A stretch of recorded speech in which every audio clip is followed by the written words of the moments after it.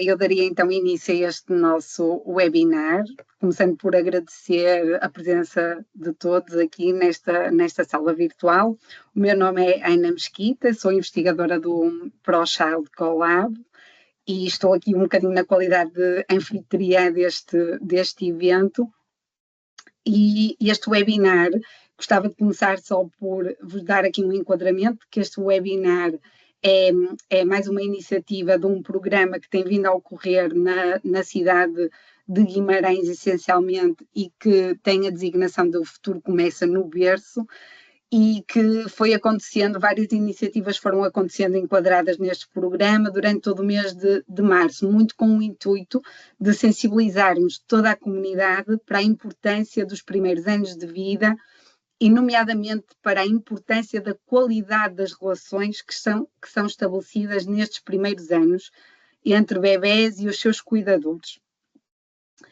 Sendo que cuidadores somos todos nós um pouco, não é? Nós vamos falar hoje particularmente de pais, mas nós pretendemos, no fundo, sensibilizar a comunidade, e a comunidade são educadores, são professores, são avós, tios, somos todos aqueles que contactamos com as crianças nestes primeiros anos de vida. A maioria destas iniciativas, como eu vos disse, teve lugar em Guimarães. Esta é a nossa penúltima iniciativa e é aquela que tem, no fundo, uma abrangência maior, uma vez que é online e permite que outras pessoas noutros pontos do país possam também assistir a esta iniciativa.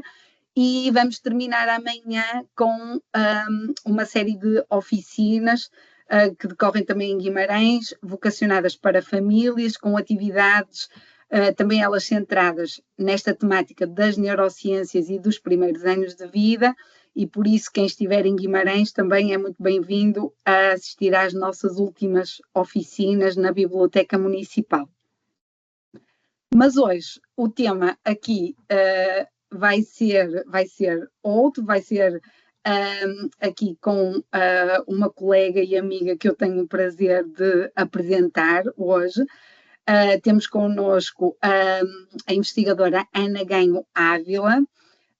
A Ana é psicóloga, psicoterapeuta e investigadora no Centro de Investigação em Neuropsicologia e Intervenção Cognitivo-Comportamental da Universidade de Coimbra. Tem uma vasta experiência clínica e científica nas áreas da ansiedade, depressão perinatal e na neuromodulação, liderando projetos nacionais e internacionais nesta temática da estimulação cerebral não invasiva. É reconhecida como uma especialista nesta área e tem colaborado em redes europeias e tem uma lista muito grande de publicações já nesta área. Atualmente coordena estudos sobre a saúde mental e parentalidade, e a propósito disto, nós vamos ter a oportunidade, penso eu, no final, de ouvir falar um bocadinho de um estudo em particular que a Ana está a coordenar. E gostava também de salientar o papel da Ana como coordenadora de um projeto europeu que já terminou, mas que reuniu investigadores, profissionais e organizações da sociedade civil com o objetivo de atualizar o conhecimento científico em saúde mental perinatal e sensibilizar decisores políticos. E deste trabalho resultou a elaboração de diretrizes que orientam profissionais, investigadores e políticas públicas na área da saúde mental materna. É algo que também vamos tentar, no final desta apresentação, dar-vos conta, porque estas diretrizes estão públicas e podem ser muito interessantes de serem consultadas. Então, sem mais demoras, eu passaria a palavra à Ana Ganho, que nos vai falar exatamente sobre a neurociência da parentalidade. Nós, ao longo destas iniciativas do Futuro Começa no Berço, centramos-nos muito na questão do bebê e do desenvolvimento do bebê, mas o que é que muda no cérebro dos pais, não é? Quando eles se tornam pais? E qual a importância disso para o próprio desenvolvimento do bebê? E, Ana, vou-te dar a palavra e penso que estamos todos muito curiosos para saber o que é isto da neurociência da parentalidade. Olá, boa tarde Ana, boa tarde a todos. É Um prazer estar aqui. Muito obrigada ao ProChild pelo convite. E é um gosto ver, já temos aqui 52 pessoas, eu não consigo ver as caras, tenho mesmo muita pena nestes eventos, não conseguimos ver as caras das pessoas, mas alguns nomes eu reconheço, outros não, mas espero que conseguir oferecer aqui alguma informação, algum conhecimento e que eu e a Ana consigamos aqui dinamizar um espaço que seja útil para todos e dinâmico e que gere também algumas questões que nós teríamos depois também muito gosto em poder responder. Obrigada, Ana, mais uma vez pelo convite e pela apresentação. De repente, um dia ouvi uma pessoa a dizer, uma pessoa já assim com uns 80 anos, depois de ter sido apresentada num congresso, a dizer que se sentia muito velho e gasto depois de uma apresentação tão longa. Eu já começo a sentir isso. Foi muito detalhada, muito obrigada. Mas, mas ainda há muito para aprender também, não é? Sobretudo nesta área das neurociências temos ainda tanto desconhecimento para desbravar. Então vou Sim. tentar. Olha, Ana, deixa-me só dar esta nota que eu me Sim, esqueci, que podem colocar questões de facto para nós tentarmos responder depois no final, ali onde aparece o perguntas e respostas, o canal Perguntas e Respostas com um pontinho de interrogação, podem deixar lá as vossas questões que depois no final teremos todo gosto em responder. Desculpem, Ana, assim. de nada. E até se quiserem, se for possível, quem está no back-office, ir colocando as perguntas ao longo da nossa conversa pode ser interessante. Ou se for preferível só mesmo no fim, enfim, quem está na dinamização saberá a melhor forma de gerirmos isto. Mas bom, estás pronta, Ana? Fizeste-me uma pergunta, não foi? O que é Sim, que muda de o que é facto? que muda de facto no cérebro destes pais quando se tornam pais, quando nasce uma criança? Exatamente. Então vamos tentar responder e dar, enfim, dar aqui algum conforto e alguma informação a quem está tão curioso. Então, primeiro de tudo, trazer aqui o que é este conceito ou a definição deste cérebro parental, não é? Que inclui mulheres e homens, e que é constituído por uma rede neuronal. Esta rede é uma rede plástica e dinâmica, com isto dizer que é uma rede que se pode ir ajustando às necessidades deste repertório parental que temos que ir desenvolvendo a partir do momento em que nasce uma criança. Ela é dinâmica por isso mesmo, porque vai respondendo a esses pedidos e que é responsável pelos processos sociocognitivos que estão na base desta interação com o bebê. Sejam eles, então, tenho aqui identificados três em particular: a sensibilidade, a responsabilidade e o cuidado empático. Chamamos-lhes processos cognitivos porque isto é gerado numa relação, não é? Numa relação social, neste caso com o nosso bebê, e tem por detrás um conjunto de estruturas cerebrais que são responsáveis pela nossa cognição em geral e as nossas capacidades de interagirmos com o outro são também funções cognitivas. E, portanto, na verdade, isto não é. O cérebro parental tem um interesse particular nos últimos anos da parte das pessoas que estão nesta área das neurociências, mas este interesse já tem vindo a surgir desde há muitas décadas por vários motivos. Ele surge, antes de mais, numa primeira abordagem a estudos, sobretudo em animais, da área da etologia, onde se procurava perceber estas estratégias do cuidado das crias em diferentes espécies, falamos aqui sobretudo em espécies de mamíferos, e que estratégias evolutivas são estas que foram permitindo a sobrevivência das espécies por proteção das crias e por permitirem a sobrevivência destas crias, porque esta proteção era assegurada. Um, e este campo então foi ganhando este interesse à medida que se foram conhecendo estes mecanismos que vão passando de espécie em espécie, não é? Portanto, espécies que nos são mais distantes já adotam algumas estratégias protetoras e que chegam até nós, alguns destes comportamentos ainda, e que fazem parte hoje do repertório da espécie humana também, nestas estratégias do cuidar. Alguns destes mecanismos estão relacionados com a vinculação e a ligação afetiva do cuidador ao bebê, e são mecanismos, alguns deles inatos e instintivos, e foi-se percebendo que têm por detrás, ou que ocorrem, para sustentar estes mecanismos, ocorrem mudanças estruturais e funcionais no cérebro destes novos pais e novas mães. E, portanto, chegamos aqui a este objeto que nos é tão querido, que é o que é que efetivamente, que é o cérebro humano, e o que é que efetivamente lhe acontece quando nasce uma nova criança. E este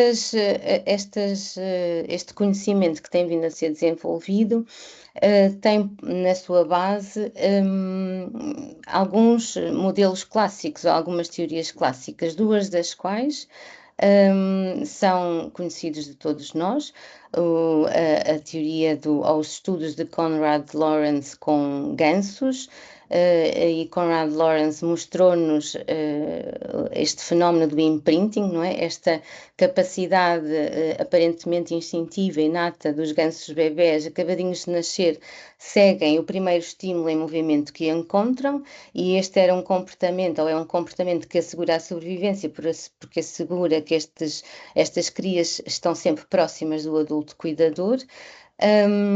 E esta teoria, ou estes estudos com estas espécies, de certa forma pode ser transportado também para o conhecimento sobre a ligação no ser humano entre o cuidador e o bebê, porque há de facto aqui um interesse especial do bebê no cuidador, tendo em conta diversos estímulos sensoriais, como a voz, o cheiro, etc. A teoria da vinculação de Bowlby é também uma teoria inspiradora para esta nova perspectiva das neurociências. É uma teoria que nos fala dos processos de vinculação e de que forma é que, e no fundo nos diz que o ser humano está biologicamente predisposto a vincular-se ao seu cuidador, o ser humano bebê, e que estes padrões de vinculação que são estabelecidos na infância, eventualmente se vão repercutindo ao longo da vida, embora, claro, não seja determinístico e haja muitos fatores envolvidos que permitirão o reajustamento das diferentes formas de vinculação. E, portanto, a partir destes dois grandes modelos clássicos, vamos agora vamos progredindo no conhecimento sobre o repertório de comportamentos de cuidar, até que vamos olhando de perspectivas cada vez mais específicas e dentro da área da neurobiologia da parentalidade. Há vários temas que têm vindo a ser discutidos e têm vindo a ser estudados e publicados sobre a neurociência da parentalidade, e aqui estão 10 desses temas principais. E mais ou menos por ordem cronológica, o primeiro tema que foi estudado dentro desta perspectiva das neurociências foi o tema da densidade dendrítica, ou seja, foi percebido a determinada altura que havia um aumento das dendrites, portanto aquelas regiões dos neurónios que vão estabelecer as ligações sinápticas. Estas dendrites vão aumentando no momento em que a mulher engravida e no momento em que o pai também vai acompanhando este processo da gravidez, e depois, sobretudo, na experiência e contacto direto com o bebê. E, portanto, isto foi uma surpresa, mas também um fenómeno de curiosidade muito grande na investigação, sobre de que forma é que estas alterações estruturais acontecem no cérebro humano para responder a este repertório, e que depois resultam também em alterações funcionais do cérebro materno, em várias regiões, de que vos vou falar um pouco daqui a pouco, mas assim de uma forma em listagem, na área do hipocampo, por exemplo, onde são consolidadas as nossas memórias, na área da amígdala, eu gosto gosto de lhe chamar o botão de pânico, não é? Esta região que é responsável por detectar estímulos que sejam salientes, e depois, dentro da espécie humana, em particular na área do córtex pré-frontal, estas regiões que foram desenvolvidas do ponto de vista da linha filogenética mais recentemente e dentro daquilo que é a evolução da nossa espécie. Esta densidade dendrítica depois tem também uma correspondência a nível de competências cognitivas, alterações de memória, alterações de capacidades em termos de planeamento, por exemplo, e tem também correlatos naquilo que são os estados emocionais ou as emoções e processos emocionais associados à parentalidade. Um outro tema também que se lhe seguiu foi o tema da responsividade parental, ou seja, da sensibilidade ou da maior sensibilidade dos pais e das mães às chamadas do bebê, não é? Quando o bebê chora, quando o bebê tem alguma verbalização, ainda não sabendo falar, no fundo está a chamar por ajuda para que este cuidador corresponda às suas necessidades básicas, e foi sendo percebido que homens e mulheres, pais e mães, vão afinando, não é? Vão sintonizando os seus sensores para as diferenças muito ténues no choro, no pedido, no movimento que o bebê faz à procura destes comportamentos do cuidar. E neste papel da responsabilidade parental encontrou-se aqui um aspecto muito importante que está envolvido nestas questões da parentalidade, que é o sistema do eixo HPA, que é o sistema de resposta ao stress que todos nós temos e que na parentalidade tem um papel particularmente interessante no sentido de predispor os pais e as mães a identificarem muito rapidamente os sinais de necessidade, mas que também com alguma facilidade o eixo HPA poderá desregular-se e depois, consequentemente, trazer outro tipo de desregulação neurobiológica.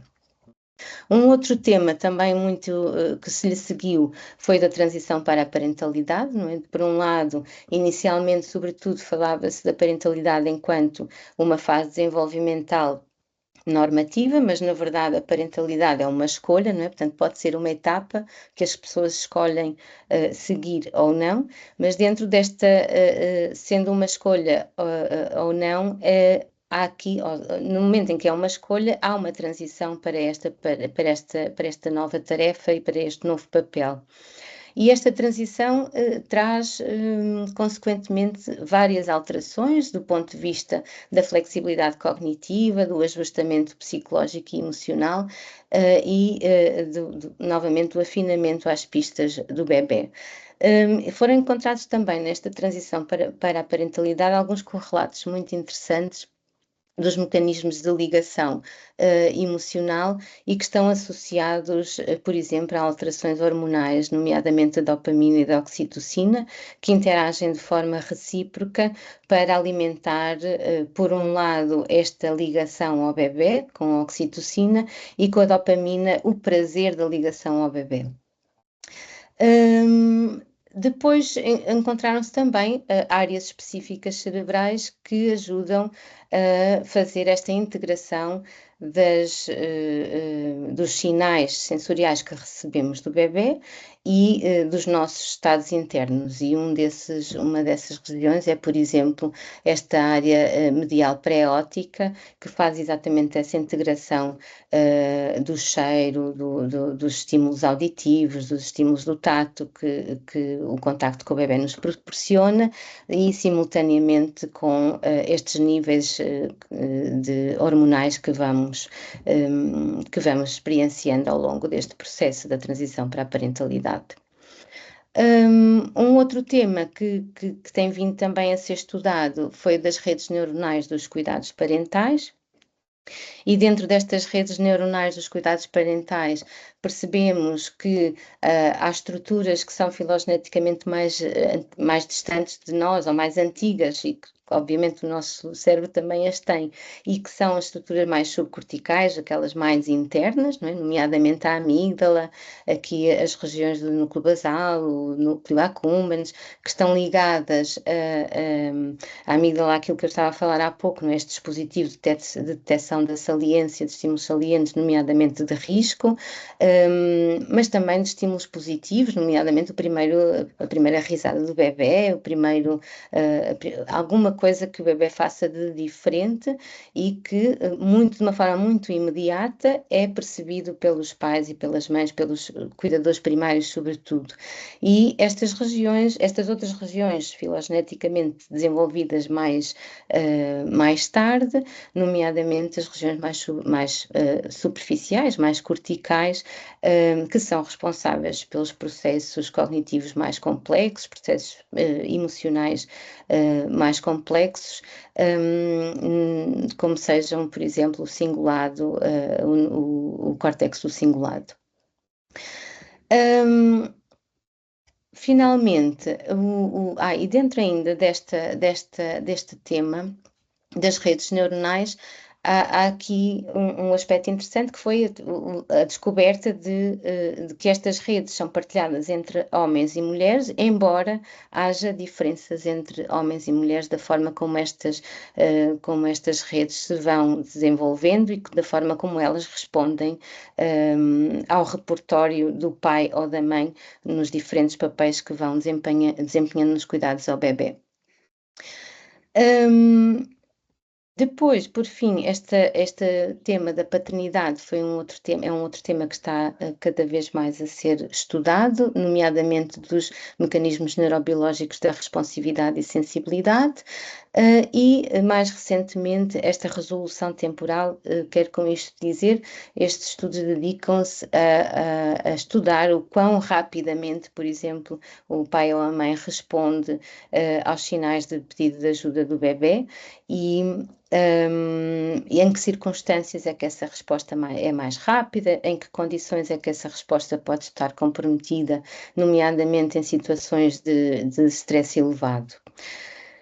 E um bocadinho transversal a estes 9 temas, temos um tema muito, muito querido aqui ao ProChild, que é o da sincronia biocomportamental, e que tem a ver com esta reciprocidade entre o cuidador principal e o bebê.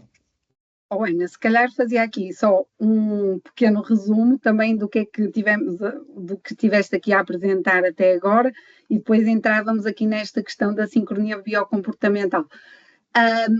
No fundo, aquilo que nos estiveste a dizer até agora é que existe, de facto, aqui algo que é uma predisposição biológica inerente à nossa espécie, que até é comum a outras espécies, nomeadamente de mamíferos, que para nos vincularmos a um cuidador, isto porque de facto há uma necessidade inata, e se nós olharmos para o ser humano, de facto o bebê humano nasce muito imaturo e a sua sobrevivência depende mesmo do estabelecimento de um vínculo com uma figura de referência, e então isso acontece quase que de forma inata. Há aqui uma procura por este cuidador que há de cuidar de mim, e que ao cuidar de mim está a potenciar a sobrevivência da espécie, obviamente. E depois, aquilo que as neurociências têm procurado estudar ao longo destas últimas décadas é perceber de que forma é que áreas que nós já tínhamos no cérebro, não é? Porque elas não vão nascer de novo, mas áreas que estão aqui no cérebro se ajustam a este novo papel. E, de facto, aquilo que tu foste mostrando é que, de forma a responder a questões particulares deste período da parentalidade, o cérebro de facto faz ajustes específicos, não é? Para responder às pistas do bebê, para que os pais possam estar atentos a situações de perigo, por exemplo, para responder às questões, por exemplo, da amamentação no caso da mãe. Para tudo isso, não é? Há toda uma reestruturação em áreas específicas do cérebro que vão de facto permitir que estes adultos que se tornam pais consigam responder da melhor forma a esta nova realidade de ter um bebê. E é muito interessante, e provavelmente vais mostrar isso mais à frente também, que as descobertas têm sido muitas relativamente a este facto, quer a este estado de transição para a parentalidade, quer já na própria parentalidade, não é? Na própria parentalidade. E esta questão da sincronia biocomportamental, acredito que tu também nos vais mostrar, mas de facto é muito interessante também trazer esta ideia aqui para quem nos está a ouvir, de que aquilo de que nós estamos a falar e mesmo estas mudanças que acontecem no cérebro quando nos tornamos pais, têm muito que ver com esta dia de cuidador-bebê. E para quem tem mais do que um filho, e neste caso, né, a Ana também é muito experiente a este nível, porque tem três filhotes, vou fazer aqui um disclosure, mas para quem tem, eu também tenho 2, e é possível vermos isto de facto, a interação com cada bebê e com cada criança é uma relação que depende exatamente do estabelecimento ou de uma dança que ocorre entre aquela criança e aquele cuidador. E por isso nós ouvimos muitas vezes dizer: mas os pais não são iguais com todos os filhos, e de facto há um ajuste, e essa capacidade de ajustar às necessidades de cada criança vem exatamente deste repertório que pode ser biológico, porque há aqui, tu vais mostrar provavelmente, que os pais e bebés produzem hormonas durante os momentos da interação e na preparação para esta nova tarefa de serem pais, e isso depois traduz-se exatamente num comportamento ajustado e adequado às necessidades. E então, muitas vezes, esta dança entre aquilo que é biológico e comportamental, que acontece quer no bebê, quer nos cuidadores, nós chamamos muito de sincronia. E o que acontece muitas vezes é que há crianças e adultos que são mais sincrónicos na forma como atuam, ou seja, parece haver um ajustamento melhor entre aquilo que são as necessidades do bebê e aquilo que é a resposta do cuidador, e há outros dias onde esta sincronia é mais difícil ou mais desafiante, não é? Mas se calhar agora passava-te a palavra e tu vais falar agora um bocadinho mais desta capacidade, não é? Dos pais se ajustarem. Exatamente. E esta sincronia é biológica e é comportamental, como estavas a dizer. Portanto, esta sincronia nós podemos encontrá-la na interação entre o cuidador e o bebê, numa regulação mútua dos fenómenos mais fisiológicos, mais biológicos. Há uma coordenação das respostas fisiológicas, por um lado, e temos aqui até presente, acho que a Sara Cruz, que estudou exatamente isso, não é? E há estes estudos em que observamos simultaneamente sinais fisiológicos como o batimento cardíaco, a condutância elétrica da pele, em que percebemos que há padrões sincrónicos quando esta interação está a ser ótima, e quando dizemos uma interação ótima é quando o serve and return, que é, por exemplo, quando oferecemos algo ao bebê e o bebê aceita e depois pede-nos outra coisa e nós estamos disponíveis e conseguimos responder com o tempo que precisa e continuamos nesta dança, como estavas há pouco a dizer, não é? Quando esta sincronia é ótima do ponto de vista fisiológico, ela corresponde a uma sincronia ótima do ponto de vista comportamental.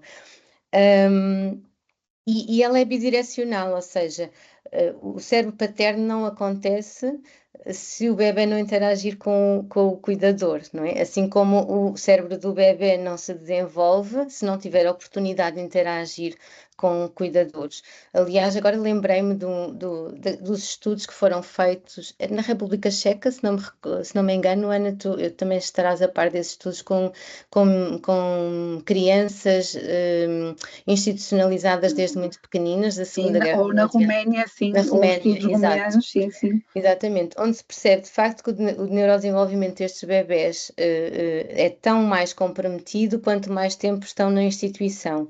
E isto tem a ver com o facto destes contextos serem contextos onde têm cuidadores, mas os cuidadores não estão sensíveis, disponíveis da forma que estamos nós em casa, com 1, 2 ou 3 ou 4 filhos, enfim, não é? De repente não são este número limitado, são 30 para cuidadores que, para além do mais, vão mudando em turnos e, portanto, esta falta, esta ausência de consistência na relação e neste adulto especial ou adultos especiais, que são os cuidadores primários, faz com que esta sincronia biocomportamental fique comprometida.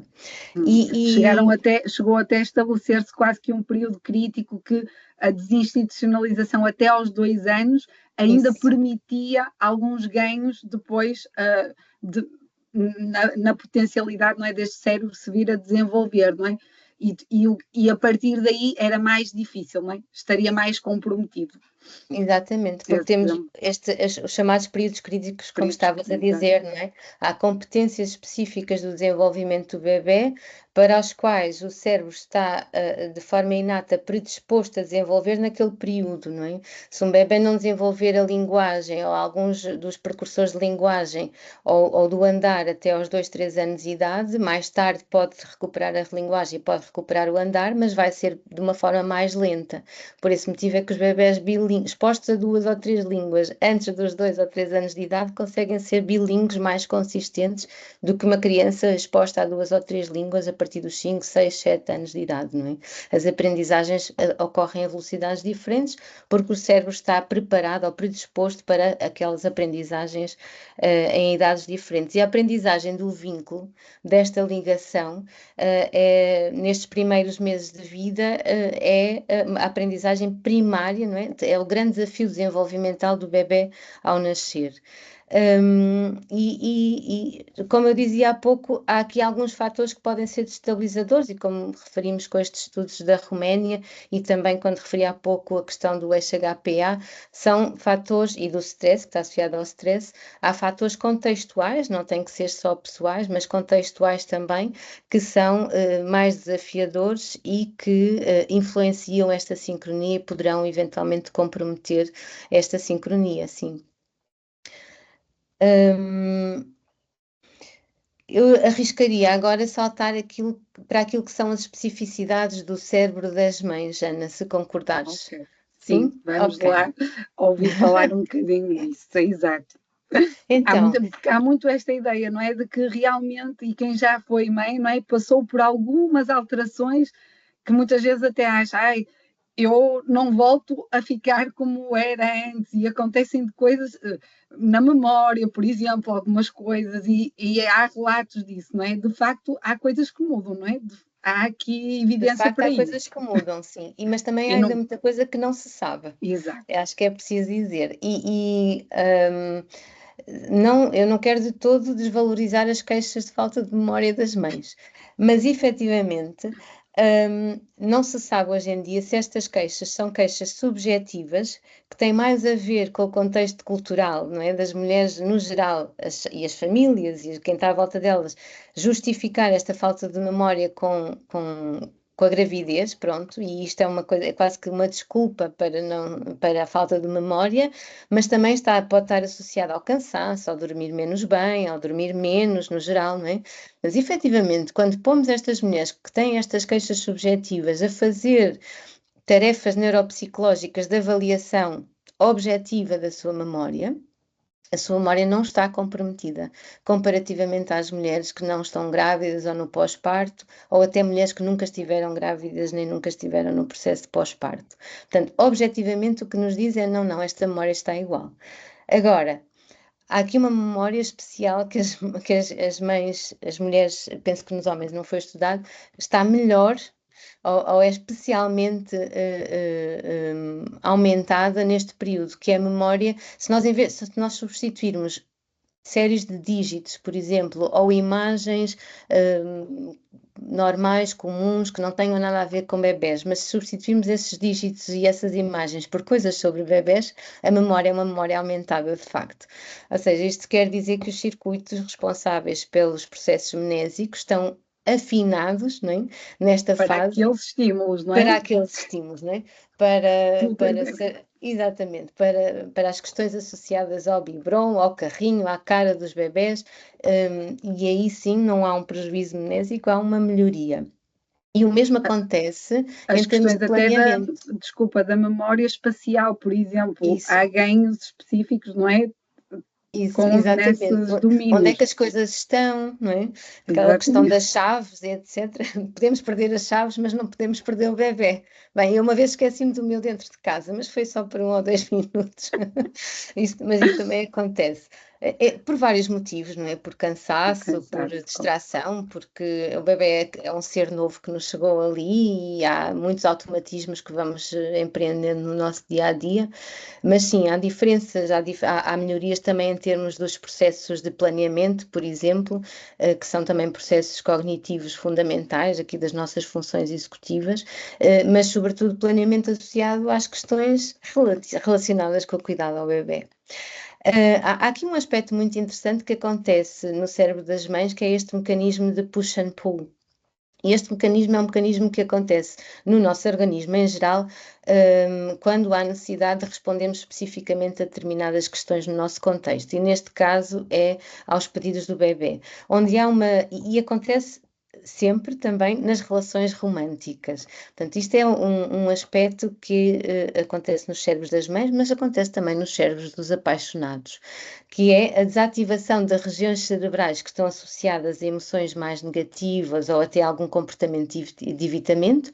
Por exemplo, quase que desligamos os nossos sentidos para mau cheiro, não é? Por exemplo, quando mudamos a fralda ao bebê, o cheiro do bolsar, parece que o nosso cérebro desliga desses estímulos, ao mesmo tempo que aumenta tudo aquilo que são as respostas associadas ao circuito de prazer, não é? Portanto, quase que como que a fazer com que estes pais e estas mães estejam muito apaixonados, é como qualquer outra pessoa apaixonada, mas neste processo de desligamento dos sinais aversivos, aos estímulos aversivos e uma realidade aumentada dos sinais que são de prazer ou de recompensa, e muito associados aqui aos aumentos de oxitocina e de dopamina.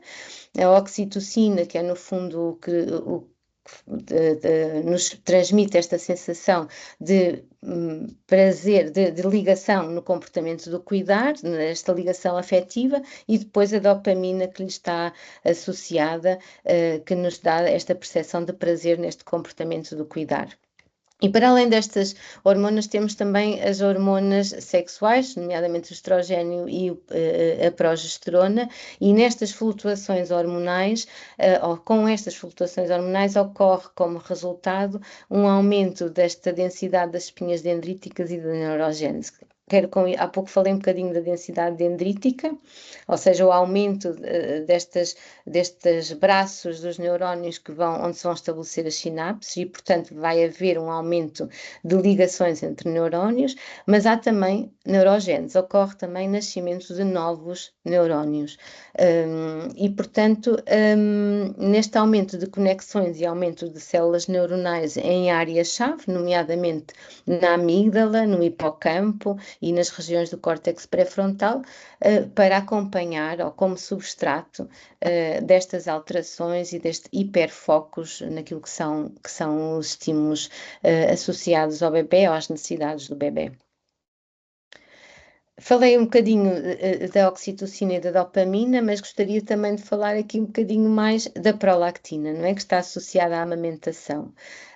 Por um lado, temos a oxitocina, que desempenha um papel fundamental nestes circuitos subcorticais para suportar esta ligação ao bebê, chamamos-lhe a cola social.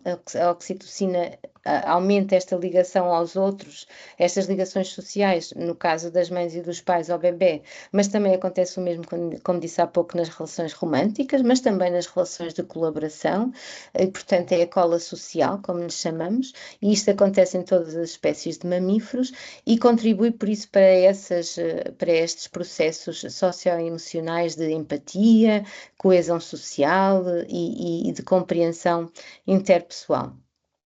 E há pouco dizia que a oxitocina está particularmente ligada à dopamina, porque está ativa, ou está associada à ativação dos circuitos do prazer, dos circuitos da recompensa, face às pistas dos bebés e relacionada também a uma vinculação segura. Por outro lado, a prolactina tem um papel central na gravidez, sustentando a amamentação e a regulação de energia, é no fundo aquilo que nos ajuda a perceber o quanto é que temos que comer para compensar, não é, nesta produção de leite para alimentar o bebê. Mas a prolactina também ela própria influencia os neurónios que estão associados à segregação de oxitocina. E, portanto, é uma outra hormona muito importante nesta fase da amamentação. Sim. E também, como, é assim, nós já não temos muito tempo, também temos que acelerar aqui um bocadinho, estamos a 15 minutos mais ou menos do final, mas também há muitas questões, muitas vezes à volta desta questão da amamentação, não é, Ana? E a verdade é que há aqui, de facto, alguma dimensão que é biológica, mas a amamentação não é necessariamente apenas instinto e biologia, de facto, não é? Nós sabemos que o sucesso e a continuidade da amamentação dependem de diversos fatores, incluindo da vontade da própria mãe, não é? Em manter em manter a própria amamentação. E por isso, mesmo fatores emocionais, culturais e até contextuais da própria vivência naquele momento daquela gravidez e daquele bebê que nasceu, não é? Tudo isso pode influenciar a continuidade, muitas vezes, da amamentação. E por isso também desmistificar aqui um bocadinho esta ideia, não é? De que nós todas teríamos que dar de mamar, não é? Porque instintivamente, mas a verdade é que a amamentação depende aqui de vários fatores, não é? Exatamente, e esta é uma via, não é? Esta prolactina está associada a estas questões relacionadas com a oxitocina. Há mais uma vez um processo de reciprocidade entre a prolactina e a oxitocina, mas não é a única forma de estimular a segregação da oxitocina, não é? Portanto, a amamentação é uma escolha e pode ser uma escolha e deve ser uma escolha quando é possível. Às vezes não é por fatores contextuais, não é? Como dizias há pouco, é mais caro alimentar um bebê com leite de fórmula do que amamentar, mas se não é um momento de prazer para a mãe, a amamentação deixa de ser um momento em que esta reciprocidade biocomportamental é eficaz e ótima, não é? E há outras formas e outros momentos em que essa reciprocidade biocomportamental pode ser alimentada e, nomeadamente, até introduzindo, quando as mães não amamentam, o pai muitas das vezes participa aqui, mais. Não é? Uma janela de oportunidade Abre também. a janela, exatamente, de oportunidade para os pais serem cuidadores mais próximos, mais proativos e mais presentes nesta fase da amamentação e terem a oportunidade de ter aqui a segregação de oxitocina extra comparativamente a pais que não tenham este papel ou não desempenham este papel com tanta frequência. Então, se calhar passávamos isso assim rapidamente também para esta visão, porque é uma coisa que se calhar muitas das pessoas que nos estão a ver também se questionam, que é, então, e relativamente aos pais, tem-se estudado alguma coisa sobre o que é que muda nestes cérebros? Já se sabe alguma coisa ou nos pais não muda nada e eles continuam exatamente iguais? Não continuam exatamente iguais desde que participem nos cuidados ao bebê. Portanto, há aqui dois aspectos fundamentais para que nos homens também aconteçam estas alterações neurobiológicas no cérebro. Enquanto que as mulheres, as suas alterações neurobiológicas têm uma origem fisiológica, sobretudo, ou primariamente, não é? Que tem a ver com as alterações hormonais durante a gravidez, nos homens, para que essas alterações aconteçam, tem que haver exposição aos estímulos do bebê, ainda que seja durante a gravidez. O bebê não tem que ter nascido, não é? Pode ser durante a gravidez, mas tem que haver esta maior exposição, ou esta exposição dos pais às pistas do bebê, e isso vem de um grande envolvimento parental nos cuidados. E a partir daí, sim, se estes dois fatores estiverem presentes, a neuroplasticidade e neurogênese que ocorre nas mães também vai ocorrer nos pais. E, portanto, estes fenómenos neurobiológicos que os pais acredito eu, querem que lhes aconteça também, hão de acontecer tanto mais quanto mais participarem nos cuidados ao bebê. E essas alterações são alterações hormonais, não são exatamente iguais às alterações hormonais que ocorrem nas mulheres, porque os níveis hormonais também são diferentes, mas ocorre também a segregação de prolactina e oxitocina, este elo, esta cola de ligação, aumentam os níveis de testosterona, aumentam os níveis de cortisol, se for em excesso, tal como nas mães, pode corromper aqui o processo de ligação e esta sincronia biocomportamental, e nesta neuroplasticidade e neurogênese ocorre esta adaptação dos circuitos neuronais, dos circuitos hormonais que estão associados aos processos sociais mais complexos, como a empatia, a motivação, o processamento emocional e a mentalização, que é esta capacidade de nós conseguimos perceber o que é que o outro precisa a determinada altura, sem que esteja dependente daquilo que são as nossas próprias necessidades. Então, avançando assim um bocadinho mais a correr, eu se calhar demorei muito no início, estas são as 5 principais regiões ou circuitos que são responsáveis pela rede, ou que constituem esta rede neuronal dos cuidados parentais, ou este cérebro parental. A amígdala, o tal dispositivo detector de saliência, de risco, mas também de sinais de necessidade de atenção. O circuito de recompensa, que sustenta esta ligação ao bebê, esta aproximação ao bebê, a vontade, a motivação de nos aproximarmos do bebê. Esta área preótica medial do hipotálamo que falei há pouco, que integra estes sinais hormonais com o choro do bebê, o cheiro do bebê e que nos prepara para estes cuidados. Os circuitos mais frontoparietais com as funções sociais mais complexas e a ínsula e o córtex do cingulado que integram a informação interoceptiva, ou seja, temperatura, sensação de bem-estar ou de mal-estar físico, com informação emocional e coordenação de comportamentos dirigidos a um objetivo. E, em suma, então, entre a gravidez e o pós-parto, há aqui um conjunto de alterações grandes, quer no cérebro da mulher, quer no cérebro do homem. Estas flutuações hormonais, originalmente na mulher, vão dar origem às alterações neurobiológicas. No homem, estão mais dependentes da exposição dos pais aos sinais ou pistas dos bebés. Temos o eixo HPA de resposta ao stress como um importante contributo para a prontividade, a sensibilidade, a responsividade dos pais e das mães aos sinais do bebê, mas onde a sua desregulação também pode ter impacto e fazer com que os pais e as mães fiquem menos responsivos, não é?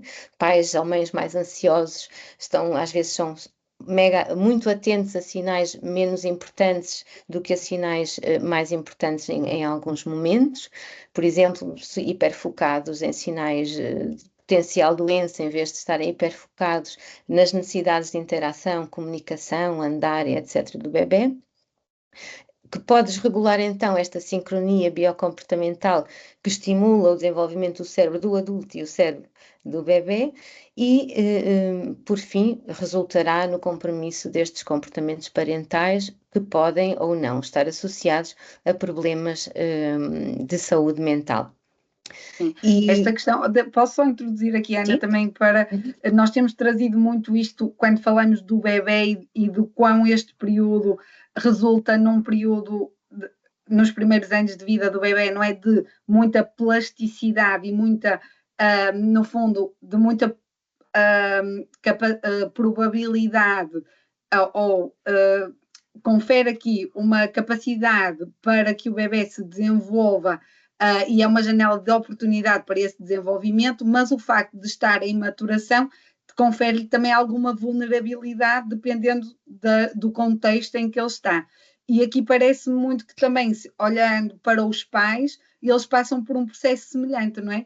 Devido a todas estas flutuações hormonais e a esta plasticidade do próprio sistema que está pronto para uma nova tarefa, para desempenhar uma nova tarefa, isto confere de facto uma oportunidade imensa para que estes pais e mães se tornem muito capazes de responder à necessidade do bebê, mas abre também uma janela de vulnerabilidade para que quando o contexto não for o melhor, não é? Possam cair aqui em problemas até de saúde mental associados a esta parentalidade, não é? Que é algo que muitas vezes não é falado, acho que cada vez mais nós ouvimos falar desta questão, muito associada às mães até, menos aos pais, mas de facto isto é uma questão e é uma questão que deve ser tida muito em consideração, não é? Até porque tu falaste há pouco de questões como o cansaço, ou a falta de pouco tempo de sono de qualidade, e tudo isso em conjugação com estas alterações neurobiológicas que falamos, não é? Pode ser um cocktail muito perigoso para estas questões da doença mental, não é? Sim. Em qualquer fase do desenvolvimento do ciclo de vida humano, uma fase de maior plasticidade é uma fase de potencial crescimento, mas também do aumento do risco de incorreções. Não é? Isso acontece quando o bebê está a desenvolver-se nos primeiros anos de vida, acontece na adolescência, onde há também uma grande plasticidade neuronal muito associada novamente às hormonas sexuais, e na verdade nas mulheres, nos homens não conheço estudos, penso que ainda não terão sido feitos, mas verificou-se há pouco tempo um grupo espanhol que está a fazer esses estudos. A neuroplasticidade que acontece nas mulheres durante a gravidez é muito, em termos de índice, não é? de aumento dessa neuroplasticidade durante a gravidez, é equivalente àquilo que acontece na adolescência. Imagina, por isso é muito significativo, não é? Porque nós Exatamente. falamos. Portanto, o risco é mesmo grande, sim. Claro. E há que ter aqui também, e eu sei que no final tinhas aí até umas notas até de diretrizes que podem ser tidas em conta para ajudar e a sensibilização para esta temática, não é? Que é muito importante também para ajudar mulheres Exatamente, e homens que sim, passam sim. por esta situação. Trouxe aqui para vos mostrar as recomendações para uma prática clínica baseada na evidência. Estas recomendações foram desenvolvidas pela Cost Action, pelos membros da Cost Action, nomeadamente um grupo específico responsável pelo desenvolvimento destas recomendações. Este grupo foi um grupo multidisciplinar de médicos, enfermeiros, uma eticista, filósofo, alguém da área da economia, e dentro da medicina, na psiquiatria e da obstetrícia também. E desenvolvemos então estas recomendações para a fase da prevenção, do rastreio e do tratamento, especificamente da perturbação depressiva perinatal, porque é aquela que é mais frequente e tem uma maior prevalência a nível global. E aqui deixo-vos este QR Code, a partir do qual poderão ter acesso livre às recomendações em português, elas também existem. Esta é a versão short. Temos a versão longa em inglês e depois temos traduzida neste momento para português e espanhol esta versão short, e que, Ana, não sei se há tempo para mostrar um bocadinho as recomendações. Sim, ainda podes abrir se quiseres. Temos aqui ainda 2 minutinhos. Pronto, depois também, como tinhas o estudo. Ok, o estudo não sei se é fácil, rápido. só correr um bocadinho, só para as pessoas terem uma ideia do que é o documento. Isso. Também, então, este é o documento que está disponível online, que vão encontrá-lo facilmente. Eu vou saltar aqui para a página 42. Ai não, esperem lá, deixem-me só mostrar aqui uma outra questão para explicar como é que funciona, mas está bem, penso eu, que está descrito o funcionamento. Fechem os olhos os que tiverem dificuldade de foco, eu diria, mas só para explicar como é que funciona uma tabela de recomendações clínicas. Isto foi desenvolvido com base no modelo da Organização Mundial de Saúde e levantámos toda a literatura disponível sobre as intervenções para o período perinatal e para depressão no período perinatal, e então para cada tipo de intervenção temos um texto da sua recomendação, temos temos a força da recomendação, forte ou fraca, a qualidade da evidência associada a essa recomendação e, por fim, um comentário que fornece informações adicionais sobre a recomendação que está preconizada. Portanto, 4 bolinhas, temos uma qualidade evidencial, isto quer dizer que há muitos estudos que nos mostram que e suportam aquela recomendação. Uma qualidade de evidência muito baixa quer dizer que há poucos estudos que suportam a recomendação, mas ainda assim é recomendado porque nós fizemos também uma combinação da literatura científica com a experiência clínica das pessoas que estavam envolvidas no grupo que desenvolveu estas guidelines. Então, eu não sei se conseguem ver, Ana, diz-me tu se no teu... Sim, estamos a conseguir ver, sim. Ok, então este é o flowchart para a tomada de decisão sobre as intervenções psicológicas no período da gravidez.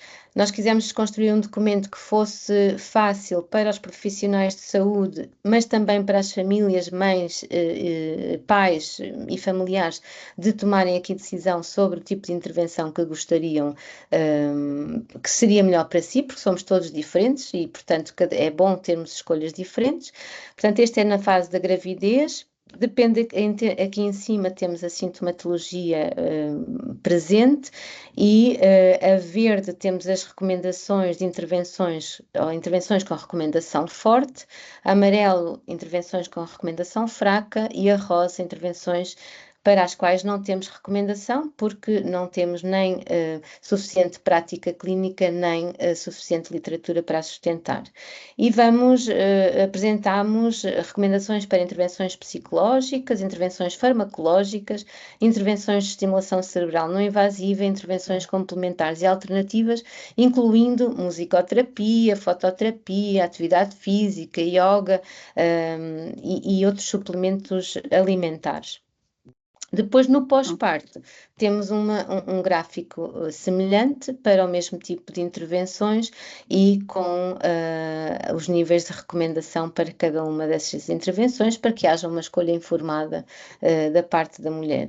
Por fim, para profissionais de saúde, o flowchart sobre o que fazer antes da gravidez, durante a gravidez e o pós-parto, quando nos deparamos com potencialmente sintomatologia clinicamente relevante e de que forma é que devemos seguir com a nossa paciente nesta escolha daquilo que poderão ser as intervenções que lhe sejam mais convenientes. Espero que seja Ana, útil. Exato, acho que é muito útil, foi um trabalho muito exaustivo, mas que de facto teve a possibilidade até de ser apresentado ao nível do Parlamento Europeu, não é? Vocês tiveram a possibilidade de ir a Bruxelas apresentar este documento e por isso acho que só por isso muito mérito, não é? E muito relevante do ponto de vista da sua aplicação. E agora, Ana, se quisesses só terminar com o teu estudo, também deixavas aqui Exatamente, queria fazer aqui um pedido, não é? Temos este estudo a decorrer, há alguma urgência porque há uma tese de mestrado que tem que ser terminada com base neste estudo, já temos metade dos participantes que precisamos de pelo menos 200, é um estudo onde estamos a validar a primeira base de dados para a população portuguesa sobre o reconhecimento emocional em faces de bebés. Portanto, até aqui os estudos científicos têm usado bases de dados validadas para outros países e, portanto, este será o primeiro que estará validado para a nossa população. Em termos culturais e das especificidades do nosso contexto cultural, é importante termos faces de bebés e as normas portuguesas para esse efeito. Podem aceder através deste QR Code. Agradecia muito se pudessem partilhar também por pais, irmãos, amigos, tios, primas, desde que tenham mais de 18 anos, são bem-vindos nas vossas respostas.